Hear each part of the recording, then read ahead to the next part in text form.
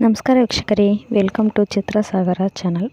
ವೀಕ್ಷಕರೇ, ನಾವು ಕಳೆದ ವಿಡಿಯೋದಲ್ಲಿ ಹೆಣ್ಣು ಮಗು ಆಗೋದಕ್ಕೆ ಯಾವ ಕ್ರೋಮೋಜೋಮುಗಳು ಕಾರಣವಾಗುತ್ತದೆ ಮತ್ತು ಗಂಡು ಮಗು ಆಗೋದಕ್ಕೆ ಯಾವ ಕ್ರೋಮೋಜೋಮುಗಳು ಕಾರಣವಾಗುತ್ತದೆ ಮತ್ತು ಗಂಡಿನಲ್ಲಿ ಯಾವ ಕ್ರೋಮೋಜೋಮು ಇರುತ್ತದೆ ಮತ್ತು ಹೆಣ್ಣಿನಲ್ಲಿ ಯಾವ ಕ್ರೋಮೋಜೋಮು ಇರುತ್ತದೆ ಅನ್ನೋದ್ರ ಬಗ್ಗೆ ತಿಳ್ಕೊಂಡಿದ್ದೀವಿ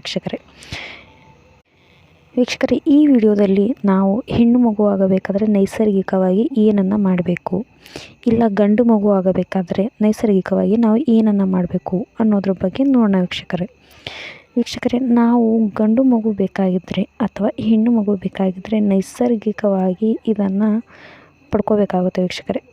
ನಾವು ಮೊದಲು ಅಂದರೆ ಹೆಣ್ಣು ಮಕ್ಕಳು ತಾವು ಋತುಸ್ರಾವವಾದ ದಿನವನ್ನು ನೆನಪಿನಲ್ಲಿ ಇಟ್ಕೋಬೇಕಾಗುತ್ತೆ ವೀಕ್ಷಕರೇ. ಹೆಣ್ಣಿನ ನಿರೀಕ್ಷೆಯಲ್ಲಿರುವ ಹೆಣ್ಣು ಮಕ್ಕಳು ತಾವು ಋತುಸ್ರಾವವಾದ ದಿನದಿಂದ 12, 13, 14ನೇ ದಿನ ಮಿಲನ ಆಗಬೇಕು ವೀಕ್ಷಕರೇ. ಆ 12, 13, 14ನೇ ದಿನ ಮಿಲನವಾದಾಗ ಹೆಣ್ಣು ಮಗು ಹುಟ್ಟುತ್ತದೆ ವೀಕ್ಷಕರೇ. ಮತ್ತು ಗಂಡು ಮಗು ಬೇಕಾಗಿದ್ದರೆ, ಗಂಡು ಮಗುವಿನ ನಿರೀಕ್ಷೆಯಲ್ಲಿ ಇದ್ದರೆ ಹೆಣ್ಣು ಋತುಸ್ರಾವವಾದ ದಿನದಿಂದ 15, 16ನೇ ದಿನಗಳಲ್ಲಿ ಮಿಲನವಾದರೆ ಗಂಡು ಮಗು ಆಗುತ್ತದೆ ವೀಕ್ಷಕರೇ.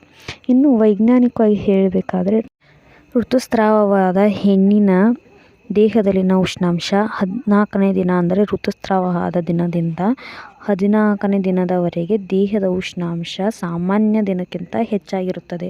ಅಂದರೆ ಸಾಮಾನ್ಯ ಸೆಲ್ಸಿಯಸ್ 98 ಡಿಗ್ರಿ ಸೆಲ್ಸಿಯಸ್ ಸಾಮಾನ್ಯ ಸ್ತ್ರೀಯ ದೇಹದ ಉಷ್ಣಾಂಶ.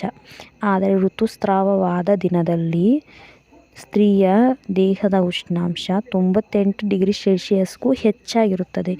ಇಂತಹ ಸಮಯದಲ್ಲಿ ಮಿಲನ ಆದರೆ ಹೆಣ್ಣು ಮಗು ಆಗುತ್ತದೆ ವೀಕ್ಷಕರೇ. ಆದರೆ ನಮ್ಮ ದೇಹದ ಉಷ್ಣಾಂಶ ಈ ಸಮಯದಲ್ಲಿ ಹೆಚ್ಚಿದೆ ಎಂದು ನಾವು ಹೇಗೆ ಕಂಡುಹಿಡ್ಕೋಬೇಕು ಅನ್ನೋದಿದ್ರೆ ವೀಕ್ಷಕರೇ, ಹೆಣ್ಣು ಮಕ್ಕಳು ಋತುಸ್ರಾವ ಆದ ದಿನದಿಂದ 12ನೇ ದಿನಕ್ಕೆ ಅಂದಿನ ದಿನ ಬೆಳಗಿನ ಜಾವ ಎದ್ದ ಕೂಡಲೇ ನಾಲಿಗೆಯ ಕೆಳಗೆ ಅಥವಾ ಕಂಕಳಿನ ಕೆಳಗೆ ಥರ್ಮಾಮೀಟರನ್ನು ಇಟ್ಟು ಚೆಕ್ ಮಾಡ್ಬೋದು ವೀಕ್ಷಕರೇ. ಹೀಗೆ ಚೆಕ್ ಮಾಡಿದಾಗ 98 ಡಿಗ್ರಿ ಸೆಲ್ಸಿಯಸ್ಗಿಂತ ಹೆಚ್ಚಿದ್ದರೆ ಅಂತಹ ಸಮಯದಲ್ಲಿ ಮಿಲನವಾದರೆ ಹೆಣ್ಣು ಮಗು ಆಗುತ್ತದೆ. ಮತ್ತು 98 ಡಿಗ್ರಿ ಸೆಲ್ಸಿಯಸ್ಗಿಂತ ದೇಹದ ಉಷ್ಣಾಂಶ ಕಡಿಮೆ ಇದ್ದರೆ ಅಥವಾ 98 ಡಿಗ್ರಿ ಸೆಲ್ಸಿಯಸ್ ಅಷ್ಟು ಇದ್ದರೆ ಗಂಡು ಮಗು ಆಗುತ್ತದೆ ವೀಕ್ಷಕರೇ.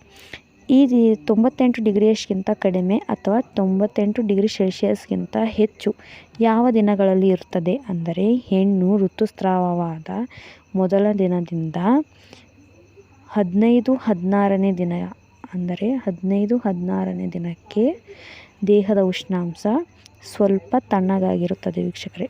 ಆ ಸಮಯದಲ್ಲಿ ಮಿಲನವಾದರೆ ಗಂಡು ಮಗು ಆಗುತ್ತದೆ ವೀಕ್ಷಕರೇ. ಈಗ ನಿಮಗೊಂದು ಕ್ಲಾರಿಟಿ ಬಂದಿರಬೇಕು ವೀಕ್ಷಕರೇ. ಹೆಣ್ಣು ಮಗು ಬೇಕಾದರೆ ಋತುಸ್ರಾವವಾದ ದಿನದಿಂದ ಲೆಕ್ಕ ಹಾಕಿದಾಗ 12, 13, 14ನೇ ದಿನ ಹೆಣ್ಣು ಮಗುವಿಗೆ ಸೂಕ್ತವಾದ ದಿನ. ಆ ದಿನದಲ್ಲಿ ಮಿಲನವಾದರೆ ಹೆಣ್ಣು ಮಗು ಆಗುತ್ತದೆ. ಮತ್ತು ಗಂಡು ಮಗು ಬೇಕಾದರೆ 15, 16 ಈ ದಿನದಲ್ಲಿ ಮಿಲನವಾದರೆ ಗಂಡು ಮಗು ಆಗುತ್ತದೆ ವೀಕ್ಷಕರೇ. ಈಗ ನೀವು ನಿಮಗೆ ಬೇಕಾದ ಮಕ್ಕಳನ್ನು ಹೇಗೆ ಪಡೆಯಬೇಕು ಎನ್ನುವುದನ್ನು ತಿಳಿದುಕೊಂಡಿದ್ದೀರಿ ವೀಕ್ಷಕರೇ.